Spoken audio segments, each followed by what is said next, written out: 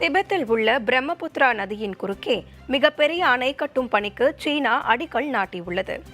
பொருளாதார அடிப்படையிலும் ராஜதந்திர அடிப்படையிலும் திபெத்தை இணைக்கும் விதமாக திபெத்தில் உள்ள பிரம்மபுத்திரா நதியில் மிகப்பெரிய அணை கட்ட கடந்த ஆண்டு டிசம்பர் மாதம் சீன அரசு ஒப்புதல் அளித்தது. சீனாவின் அணை கட்டும் இந்த திட்டத்துக்கு கடந்த ஜனவரி மாதம் இந்தியா கவலை தெரிவித்தது.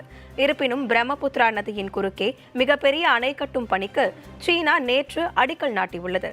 இந்த அணை கட்டி முடிக்கப்பட்டால் சீனாவின் யாங்சே ஆற்றில் உள்ள உலகின் மிகப்பெரிய 3 கோர்ஜஸ் அணையை விட பெரியதாக இருக்கும். சீனாவின் புதிய அணை கட்டும் திட்டத்தால் இந்தியா மற்றும் வங்கதேசத்தில் உள்ள லட்சக்கணக்கான மக்களின் வாழ்க்கையில் கடும் தாக்கம் ஏற்படும் என கூறப்படுகிறது.